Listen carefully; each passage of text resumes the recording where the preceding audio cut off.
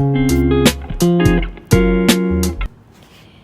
everyone, today I will be going through IGCSE Biology Chapter 4, which is Biological Molecules. This is one of the chapters which is really important in biology because in a lot of past papers, questions are repeated from this chapter, and in further chapters you would require knowledge from this chapter in order for it to be easier for you to understand. So let's get into it. So the first thing we're going to go through is carbohydrates. Okay, so carbohydrates are made of carbon, hydrogen, and oxygen. Now, most of the elements, or basically all of the elements over here, they consist of carbon, hydrogen, oxygen, be it fats and oils, or be it protein. Okay, all of them have carbon, hydrogen, oxygen. Okay, so now carbohydrates as well obviously have carbon, hydrogen, oxygen. Now, one way to make it easier for you to remember, people have this mnemonic which is called CHO. It does not mean anything, but it helps a lot of people in remembering what carbohydrates are made of. Okay, so next let's look into the subunits. The subunits are basically just a simplified version, a simplified molecule of a bigger molecule. Okay, so for example, you eat rice or bread, which are main examples of carbohydrates. Okay, you eat this. Okay, and now obviously for your body to use that food that you have just eaten, it's gonna obviously digest your bigger carbohydrate molecule into a smaller molecule. Okay, so for that, your food is gonna go through digestion, and once your food goes through digestion, it's going to turn into glucose, and then this glucose will be used up by your body as a source of energy. Okay, so carbohydrate is basically a smaller molecule, a smaller version of this bigger molecule. Okay, because carbohydrate is a big molecule, glucose is just a small molecule. Okay, so subunit just basically means a smaller molecule of a bigger molecule. Next, I've already mentioned the purpose, okay, which is as a source of energy, because the end product of it is glucose. Also, some people would also call it reducing sugar sometimes, so keep that in mind as well. Okay, so in biology, if you're a beginner, you will not be familiar with how glucose works and how glucose has ability to give us energy, but in the future, as you learn more biology, you will understand that glucose is what carries energy, and we need glucose for us to have a good amount of energy. Okay, so anywhere you see glucose, you just think of energy. Keep that in mind. Next, now let's look through the examples of carbohydrates. So examples would be glycogen, starch, cellulose, sucrose. All this would be mentioned in your next chapters, like in plant nutrition and human nutrition. So you can learn more in depth about it later. Okay, so next the next molecule we're going to look into, it's fats and oils. Okay, so fats and oils are made of carbon, hydrogen, and oxygen, just like in carbohydrates. Okay, and the subunit, or aka the simplest molecule of fats and oil, is glycerol and fatty acids. Okay, again, this is a really important thing to remember. So is this. Everything over here is important for you to remember. Now, the purpose of fats and oils. Okay, fats also provides energy to our body, but it provides us 2 times more than carbohydrates. Okay, carbohydrates provides energy, but fats provides more, and fats also store energy in our body. For example, if we're not able to eat, like let's say we're starving, so our body will use our stored fats instead, so that we can have energy and we can continue breathing and moving around. Okay, Next purpose, as you can see here, is insulation. So how does this work is that, for example, like under our skin we have a thick layer of fat. Okay, so in cold environments that fat keeps us warm.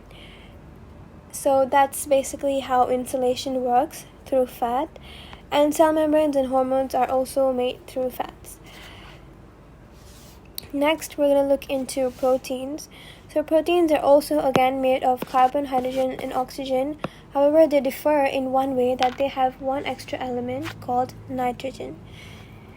And that's how you remember, by Chon. Okay, so only proteins have nitrogen. Carbohydrates and fats and oils, as you can see, don't have those elements in here. And the simpler molecule of a protein is amino acids. Again, very important to know. Purpose for it is growth and repairing tissues. Now, every single time you think of growth or tissue, or every single time you think of protein, you should always think of growth, because anything that has anything to do with growth, repair, all this is just related to protein. When kids are little, everyone asks them to eat more protein, have a higher protein intake. Why do they do that? It's because protein contributes a lot to a person's growth. So, and even people who go to gym and they're building muscles, they are taking something called a protein powder. Now, it's because proteins contribute a lot to the growth, okay? And for example, if you have a scab, for example, you got a cut while cooking or something, now your cells are obviously going to work and fix that part of your skin, okay? Heal that part of the skin, and even for that you need protein, okay? Enzymes and hormones are also made of protein. You will learn more about this again in other chapters.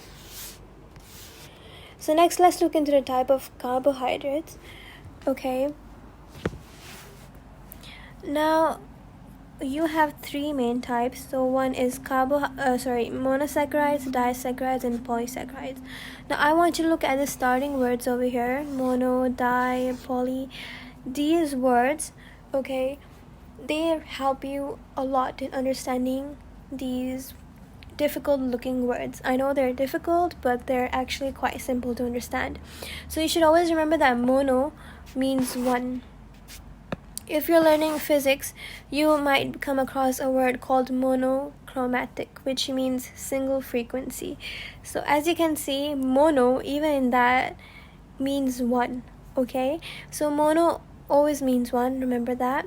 Di always means two, so any word that has a di in front means two. For example, like diatomic particles. So things like that helps you understand, okay, that di means two.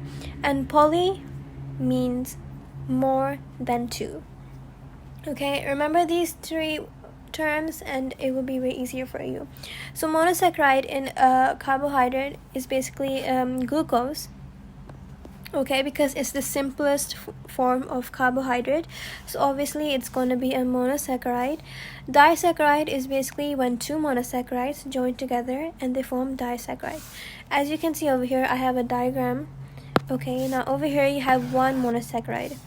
Now over here a disaccharide is formed. How? It's because there's one monosaccharide and then there's another monosaccharide. They join together and they form a disaccharide. And next is a polysaccharide, okay, which means more than two, which means that one monosaccharide joins with another monosaccharide, which joins with another monosaccharide, and you get a polysaccharide. Okay, now example of here of disaccharide is maltose, and example of polysaccharides are starch, cellulose, glycogen, which I think you just have to memorize because that's what I did during my IGCSE time. Next, let's look into food tests. So this is again very important, okay, and this might come up for your paper 6 or your practical, which is paper 5, okay, and this actually comes up in a lot of your papers, and it might also even come up for paper 2. And sometimes, if it depends on your luck, sometimes you might also get from paper 4, but it's quite rare. Now, this is basically something you just purely have to memorize, but I will still go through it. So, first test is for glucose, or also known as reducing sugar. So, over here, what you have to remember is something called a Benedict solution. Okay, so every time you think of test for glucose, you're going to think of Benedict's solution. Now, this test is quite simple. All of these tests are simple. So I'm going to just go through this, and your job is to just memorize this. Okay, so first thing you're going to do is you're going to take a test tube and you're going to add your Benedict solution, okay, and then you're going to heat it in water bath. This is very important. Sometimes they will ask you how do you test for glucose, and you have to write all the steps, and it's crucial for you to include water bath. Okay, so you have to heat that test tube of yours in the water bath. Now note that this test tube should have your food, okay, food solution, okay, in a solution form. You should have that, and you should add your Benedict solution and heat it. Okay, now positive results will show you a color change from blue to brick red. Benedict solution original color is blue, and when reducing sugar is present, it's gonna turn into brick red. Another thing to remember when you're answering, brick is important. Okay, you have to mention brick. If you don't, you're gonna lose a mark. Okay, if you only write red, you're gonna lose your mark. You have to write the both thing together. Okay, next is this test for starch using iodine. Okay, so now this part is quite easy. So iodine solution, you just have to add drops of iodine solution to the food, and then you're done basically. So iodine's original color is orange brown. Again, you have to write orange brown. Okay, don't only write orange or brown, it won't be valid. Write orange brown. Okay, and then it will turn into blue black. Okay, you have to mention both blue and black for you to get a mark. Okay, so next is the test for protein. Next, okay, again, you have to look at this solution, which is a butyrate solution. Every time you think, anytime someone mentions test for protein, you are going to mention butyrate solution in your head. Okay, so add drops of butyrate solution to the food sample, and you're basically done. The results would be a color change from blue to purple. Okay, the butyrate solution is blue. Positive test, it's gonna give you purple. Next is the test for fat. So for this one, you have to mix your food sample with ethanol. Okay, again, now when you think of test for fat, you're gonna think of ethanol. Okay, and then you're gonna shake it, and then you will get cloudy emulsion as your positive result. And next, for test for vitamin C, you have to remember the DCPIP solution, or some people call it DCPIP, because that's how I remembered it, DCPIP, but you can say DCPIP if you want to sound more bougie. Okay, so add DCPIP solution to a test tube, and then you're going to add small amount of food as a solution. Okay, use a dropper to drop the solution, to drop the food sample, the food solution, into the DCPIP solution. Okay, to make it easier, less confusing, because this can be confusing for some people. Let's say that this is your test tube, and over here you have hold on, give me a minute. You have your DCPIP solution. Okay, DCPIP solution, and over here you will have a dropper. Don't mind my drawing, that does not look like a dropper, but yeah, and there's food sample in here. Okay, and then you're going to drop your food sample in here. when this blue color turns colorless, it shows you that vitamin C is present in that food sample. Okay, so basically this will just turn colorless, which shows a positive result. Okay, so in this case, in other cases, you have to drop the solution into the food, but this time you have to drop the food solution into the test solution. Okay, so I hope it's understandable. Again, if you have any problem, any questions, you can ask in the comments. Next, we have to look into DNA, okay, which is again quite simple. So DNA is basically a double-stranded helix. Okay, strands are connected by pairs of bases. Okay, so you have bases, okay, which are known as ATCG, okay, which is quite important for you to remember. Okay, so we have 4 types of bases: A, G, T, C, adenine, guanine, thymine, cytosine. Okay, but you don't need to know these names, you just have to know these. Okay, you just need to know these. Okay, A, G, T, C, that's it. Okay, and I know for now it seems confusing, but it will make sense. So this is a diagram of a DNA strand. Okay, now we should always remember that A can only pair with T. Why? Because they have complementary shapes. Okay, again, a lot of common mistakes students do is they confuse complementary shape with same shape. Okay, same shape is this. Okay, this is not complementary shape, this is same shape. This, on the other hand, is called a complementary shape because if you put this here, it's gonna join together like a Lego. Okay, that's called a complementary shape. Okay, so the bases have complementary shape. Okay, because of that, A can only pair with T and C can only pair with C. Okay, so I remember it as at CG. At CG. I don't say ATCG because it's so long. I say at CG. Okay, and this is one DNA. Sorry, this is only one DNA. Chromosomes are made by multiple coiled DNA. Okay, so if you further coil this strand, it's gonna turn into a chromosome.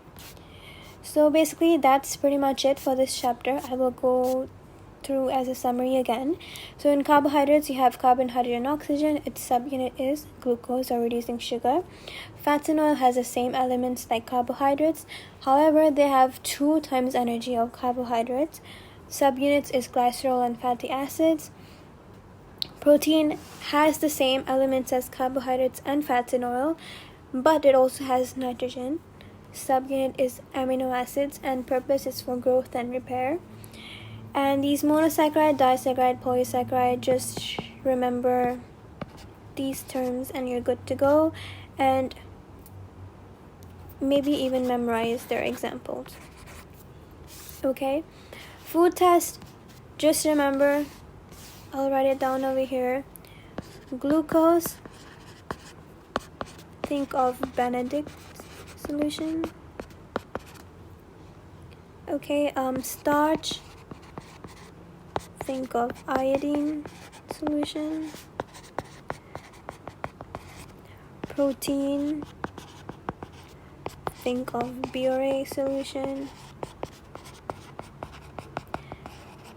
Fat, think of ethanol. And vitamin C, think of Decipip.